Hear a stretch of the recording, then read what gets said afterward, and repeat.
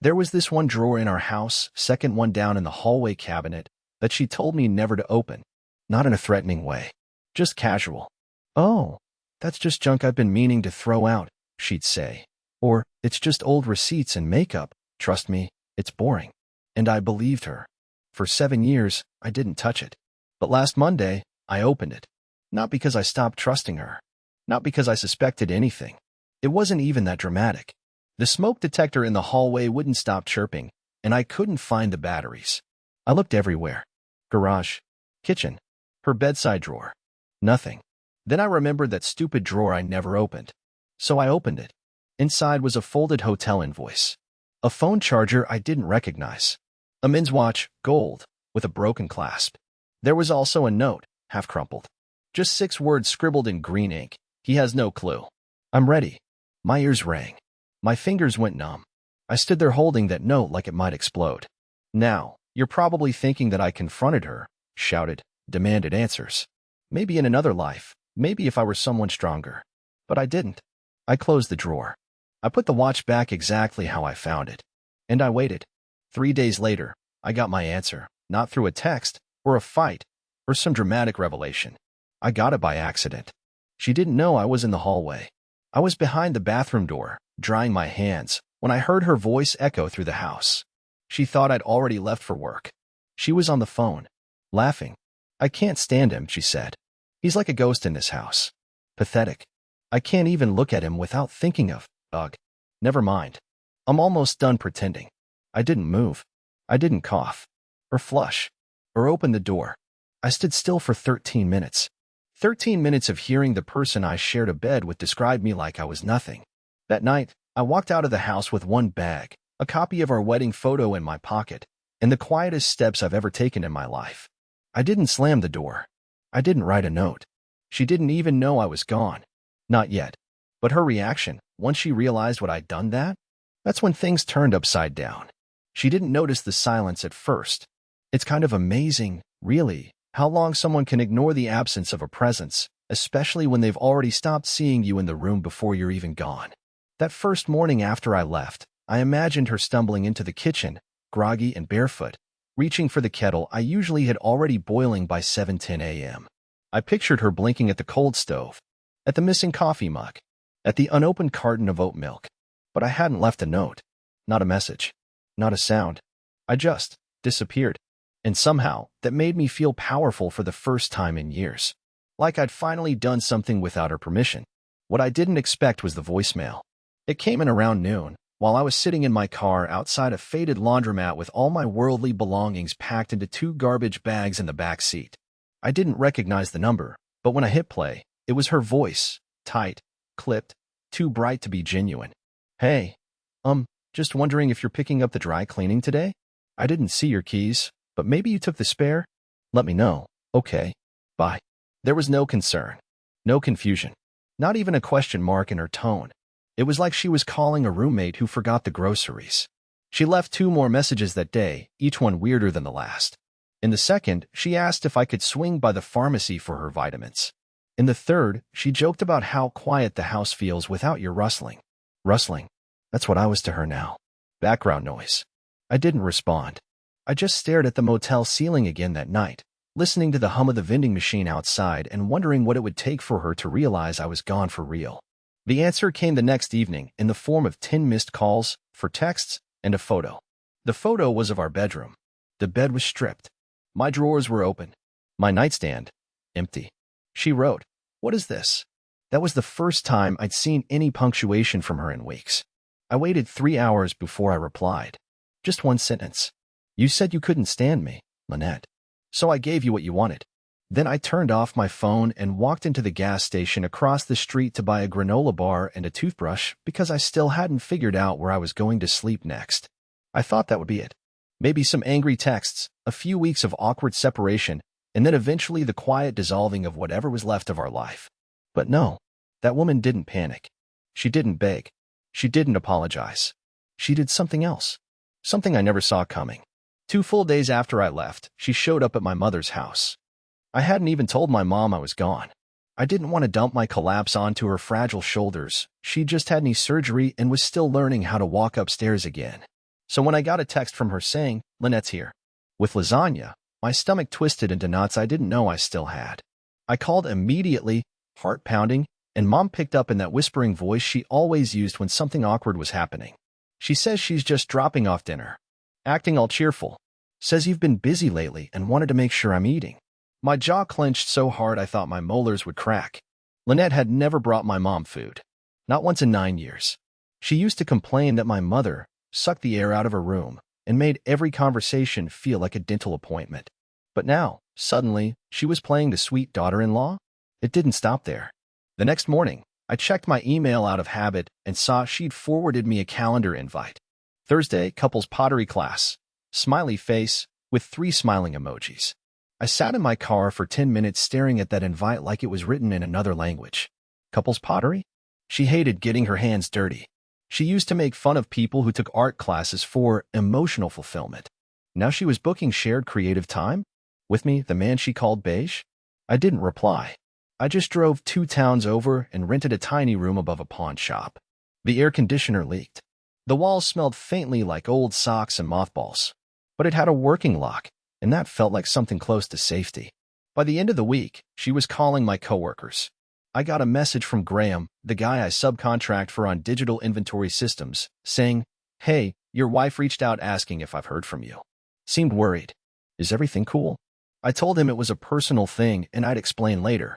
I didn't explain later. Because the truth was, I didn't know what was happening. It wasn't guilt. It wasn't anger. It was like she was putting on a full stage production of the happy marriage that never ended, and I wasn't even in the cast anymore. She was performing a fantasy relationship for everyone but me. And then she sent me the video. It was short, just 34 seconds. Her sitting in our backyard, holding our cat on her lap, the cat she never let on the furniture. Wind chimes tinkling in the background. She smiled into the camera and said, "I know you're out there watching this. I'm still here. This is still home. And I haven't changed my mind." That was it. No, I'm sorry. No explanation. No mention of the phone call I'd heard behind the bathroom door, where she said I made her skin crawl. Just a calm, smiling woman who refused to admit I was gone. And that's when I knew I was dealing with something deeper. Something darker. She hadn't just taken me for granted. She was erasing me in plain sight. I thought she'd get bored. I thought this little theater of hers, the lasagna deliveries, the cutesy text invites, the backyard videos, I thought it was all temporary. Just a panic reflex. But no, Lynette went all in. By the second week, she had changed her Facebook profile picture to one of us from 5 years ago. A photo I barely even remembered, from a wedding we both hated. She captioned it, "Throwback to Forever Red Heart." It got 74 likes. People commented, "Beautiful couple," and "Goals," and "You two are such a blessing." I wanted to scream. Nobody knew I was gone. Nobody even asked where I was. She never posted that I left. Never told our families. To them, I was just at work, or out, or busy. I had been erased from the present and reinserted into the fantasy. And then came the dinner party. I found out about it through my cousin Ray, who called to say thanks for the wine suggestion. I had no idea what he was talking about. That's when he mentioned how great it was to finally catch up at your place the other night, and how Lynette's roast was amazing. I felt sick. She hosted people. In the house I left. In the dining room where I used to sit and get scolded for chewing too loudly. And she acted like everything was fine. No empty chair. No mention of me being gone. Just Lynette, smiling and hosting, as if the man she shared a bed with for nearly a decade had never walked out with nothing but a single backpack and a half-dead phone. I started getting paranoid. Like, what if she told people I had a breakdown? Or that I was staying with my brother in Arizona or off on some spiritual retreat? What if she'd rewritten the whole story already? But the truth was worse. I got the answer a few days later when I ran into her coworker by total accident. I was in the hardware store buying a lockbox for my things, and there she was, Tamara, who taught in the classroom next to Lynette's. I froze when she smiled at me and said, "You're out and about. Lynette said you were on some top-secret anniversary project. Sounds romantic." I laughed. Like a lunatic. Right there in the middle of aisle 9 next to the hammers and cabinet knobs. I didn't even try to explain. What was I supposed to say? "Oh, actually I'm living out of a rented room because my wife called me a sponge and told someone she can't stand me. But yes, tell her I'm thrilled about the imaginary anniversary plans." This wasn't panic. This wasn't a mistake.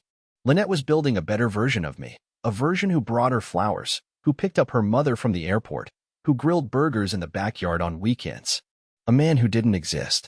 A man who was everything I'd tried to be for years, but never fast enough, never flashy enough, never fun enough for her when it mattered. And the world believed it. Meanwhile, the real me was sitting on a stained mattress in a windowless room, eating canned ravioli straight from the tin and wondering why I still felt guilty for walking away from someone who no longer wanted me, except in the role she assigned. But the moment I truly snapped? That came when I got an email from our realtor. A quick reminder about our upcoming mortgage appointment. Lynette had scheduled us to refinance the house. She was using my name and pretending I was coming home. I didn't even remember how to get into the online portal for our mortgage. I had to reset my password twice because I'd been locked out for inactivity. That felt metaphorical. Once I got in, I saw it. A pending application for joint refinancing under both our names. Submitted from our home IP address. All of my information was filled in perfectly. Birthday, SSN, employment status, even my old salary from a job I quit 2 years ago. But the most disturbing part? My signature was there.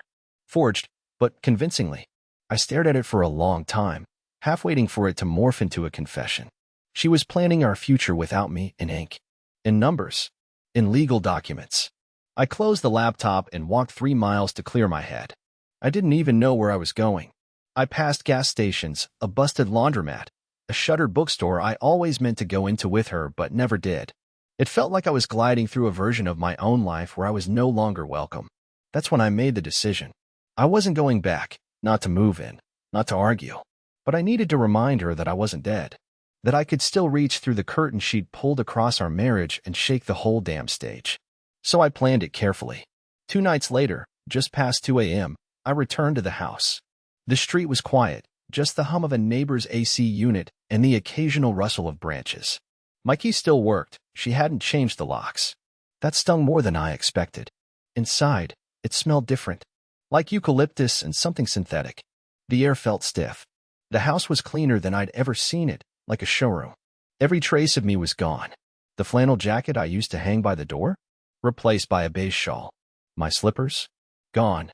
My books on the shelf replaced with decorative candles. I didn't make noise. I didn't steal anything. I just walked through each room in silence, noting all the ways she had overwritten me. In the kitchen, I took one thing, the cat's old food bowl. It was chipped and ugly, but it was mine. I fed that cat every morning. She once told me that was the only consistent thing I'd ever done. I left the bowl on the center of the dining table and taped a single sticky note to the wall above it. It said, "You can redecorate everything, but ghosts remember." I slipped out and closed the door gently behind me. The next day, her Instagram story was a black screen with one word in white text, "Coward." She knew I'd been there. She didn't call. She didn't text. But a few hours later, she posted a cheerful video of herself watering the backyard garden, the one I used to maintain because she hated bugs. She captioned it, "Some people leave. Some people grow." I stared at the screen for so long that the phone locked itself. That night, something shifted. Not in her, in me. Because when I checked the security camera app tied to our old router, she hadn't changed that password either. I saw that she wasn't alone. There was a man in the kitchen. Casual. Familiar. He opened the fridge like he'd done it before. She leaned against the counter, laughing, tossing grapes into his mouth like they were on a damn sitcom. And that was the final puzzle piece. All this pretending, all the fake photos, the lasagna, the text messages to my boss. It wasn't for me. It was for him. She wanted to keep her lover and keep the house. She just didn't want the husband. There's a strange kind of silence that happens when you realize you've stopped being a real person in someone else's world. Not hated, not mourned, just deleted. Like I was a trial version of a husband she no longer wanted to subscribe to. After I saw the man in our kitchen, comfortable, loose, like he'd been there for weeks, I didn't cry. I didn't rage. I didn't even scream into my pillow like I did that first night in the motel. I just sat in my rented room, surrounded by peeling paint and a buzzing fridge, and made a list. A literal list. Pen, paper, title, things I still own. It had 5 items. My name, my toothbrush, the cat bowl, the truth, my silence, for now. I looked at that 5th item for a long time, and that's when I decided it wouldn't be mine much longer, because I had nothing left to lose. It started small. I made a new Facebook profile, one with no photo, No friends, no timeline. I named it Ben Everly, which was just a mix of two street signs I saw on my walk that day. I sent a friend request to Lynette. She accepted it within 3 minutes. Of course she did. She was collecting applause now. An audience of strangers who could tell her she was radiant, rebuilding, brave. Her posts were full of it. Inspirational quotes about resilience. Filtered selfies in the garden I used to mow every Sunday morning. Through Ben, I watched. I watched as she posted a photo of her new morning routine, casually sipping tea in a bathrobe I never saw before. Captioned, "Learning to choose peace every day." She posed with the cat, the same cat she once tried to give away when it scratched her arm. Now it was her comfort companion, a prop. But then came the one that made me physically shake. A blurry image of her and him, the man from the kitchen camera, not even trying to hide anymore. His hand was on her lower back. They were both smiling with wine glasses in hand. Her caption, "Some chapters close gently. Some are slammed shut for a reason." That's when I took a screenshot. And that's when I called our bank. Not to cancel anything. Not to freeze accounts. I just needed confirmation. And I got it. The joint refinancing application was no longer pending. It had been approved, finalized, in fact. And my signature had somehow been validated. Legally. The paperwork, they said, had been notarized in person. I asked for the date. I asked for the location. And when the clerk on the phone said it was signed on site at 241 West Hollow Avenue, I felt my breath leave me. That was her workplace. The elementary school. Lynette used my ID, or someone else's version of it. She had a fake notarization processed through her school district's mobile notary service. She committed fraud. Quietly, calmly, as if it were part of her calendar, wedged between staff meetings and book fair setup. And no one questioned her, because she looked like the kind of person who did everything right. So I made a second list. This one I titled, "Things I Still Know." And at the top of it, I wrote, "She doesn't expect me to speak. She doesn't believe I'm capable of doing anything without her. She thinks I'm too weak to matter." I folded that list, slipped it into an envelope, and wrote her name on it. Then I put it in the mailbox at our house. No stamp, no return address, just that piece of paper. She found it the next morning. I watched from across the street, parked behind a van, sipping cold gas station coffee, while she stepped outside barefoot and picked it up. She opened it slowly. I saw her lips move as she read the first line. Then she froze. And for the first time in weeks, no camera, no phone, no performance, just stillness. And she looked over her shoulder, like she knew I was watching. The moment she turned around, that slow, startled glance over her shoulder like she felt the heat of being watched, I knew I had her attention again. But not the kind she wanted. Not the performative gaze of her friends, or the curated sympathy of her social media circle. No, this was something colder, heavier. It was real. She stood there in the driveway holding that envelope like it might bite her. I saw the flicker of panic crawl across her face. Not fear, exactly, but recognition. That the version of me she'd buried under filters, Instagram filters, and forged paperwork was clawing his way back up through the floorboards. That night, she posted nothing. No inspirational quote. No photo of her dinner. Not even a blurry shot of the cat curled on a windowsill. It was the first digital silence in weeks. I didn't sleep. I paced the floor of my little rented room with my phone in my hand, watching the seconds crawl past 3 a.m. I wasn't even sure what I was waiting for. A message? A confrontation? A confession? What I got instead was far stranger. The next morning, I received an email from her personal account, but addressed like a work memo. Subject, discussion. Body. Let's not turn this into something dramatic. I'll be home at 5:30. If you have something to say it in person. L. No greeting. No warmth. Just a summons. And yet, I went. I don't know why. Maybe because part of me still needed to see her crack. Not cry. Not apologize. Just stop pretending for 5 minutes and acknowledge what she'd done. What she'd become. I arrived early. The house looked the same from the outside. White hydrangeas she never watered somehow still blooming. A new wind chime clinked lazily in the porch's shadow. It felt like approaching a crime scene dressed as a family photo. I let myself in with the same key I hadn't returned. She knew I still had it. That was part of the game. I stood in the kitchen, the same kitchen where I once overheard her say I made her feel like she was suffocating. The same room where she now made smoothies and staged selfies and allowed another man to open my refrigerator. At 5:38, the front door opened. She walked in holding a brown paper grocery bag like this was any other Tuesday. She didn't jump. She didn't even blink. She placed the bag on the counter, removed a bottle of sparkling water, and said, "So, you're here." I studied her like I was seeing a stranger who had borrowed my wife's skin. She looked polished, steady, but her eyes gave her away. There was something frantic under the surface, like a tea kettle just about to whistle. I didn't shout. I didn't accuse. I just asked the one question I'd never dared ask out loud. Why? That's all I said.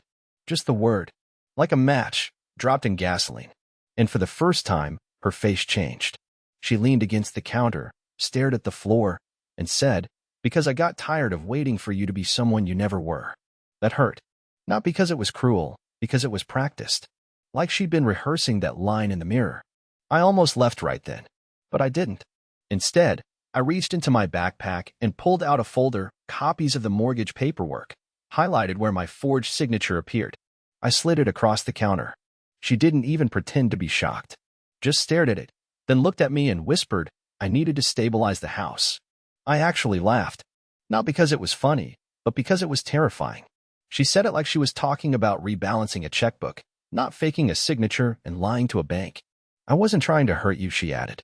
That's when I stepped closer and said the quietest thing I've ever said in my life. "You already did." She swallowed hard, but still didn't cry. Lynette never cried unless someone was watching. And I guess to her, I still didn't count. I didn't stay long after that. I didn't take anything. Didn't even touch her. I just left a final envelope on the table, right beside the folder. Inside was one sheet of paper, a signed affidavit I'd already submitted to the bank, declaring identity fraud. She wouldn't lose the house immediately, but the process was in motion. It wasn't revenge. It was a reminder that no matter how well she'd choreographed the play, the original author had returned. The final time I saw her, she was standing on the front porch, barefoot, holding the envelope I left like it was radioactive. She didn't call out my name, didn't chase me, just watched. That was the real goodbye. Not dramatic, not cinematic.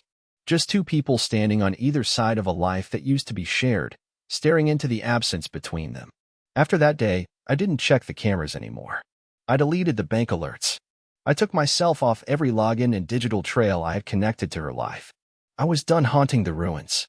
It wasn't noble or empowering at first. It felt like collapse. But it was the kind I needed. I moved out of that tiny room above the pawn shop 2 weeks later. Found a small one-bedroom unit on the edge of town. It had cracked floor tiles and a kitchen window that overlooked a parking lot, but it was mine. I bought my own plates, my own shower curtain, my own coffee mug with a stupid joke printed on the side. I hung art on the wall that Lynette would have called depressing, moody, abstract stuff with too much blue. But every piece was something I chose. That was the thing no one tells you about starting over. It's not about becoming someone else. It's about finally hearing your own voice without someone constantly changing the channel. I started seeing a therapist. His name was Nolan. Looked like a guy who'd own too many cardigans and play quiet jazz during sessions, and he did. But he asked good questions. Questions I never let myself ask. Why did I stay so long? Why was I so afraid of being disliked? Why did I believe disappearing was the only power I had? He didn't offer answers. Just silence when I needed it most. I reconnected with my sister, who I hadn't called in almost a year. I told her everything. She didn't lecture. She didn't tell me I should have known. She just said, "I'm glad you're safe now." That sentence alone stitched something back together inside me. The turning point came when I woke up one morning and realized I hadn't thought about her in 3 days. That felt like flying. It's not that I stopped hurting, or that I magically moved on, but I'd reclaimed space inside myself, space that used to be filled with doubt, apology, and aching silence. I even started running again. Nothing fancy, just a few blocks in the mornings. Headphones in, old sneakers. But with every footstep, I felt weight fall off me, not all at once, but piece by piece. And then one morning, as I rounded the corner past the old bakery, I saw someone sitting on the curb holding a leash. A dog, big, golden, clumsy, was tugging at her arm. She looked up, smiled, and said, "He thinks every stranger's his new best friend." I smiled back. We didn't fall in love right there. That's not how real life works. But we talked and laughed. And that was enough for that morning. Because for the first time in a long time, I wasn't looking back. I wasn't a ghost anymore. I was a man, standing in the sunlight, running toward whatever came next. And it felt like peace.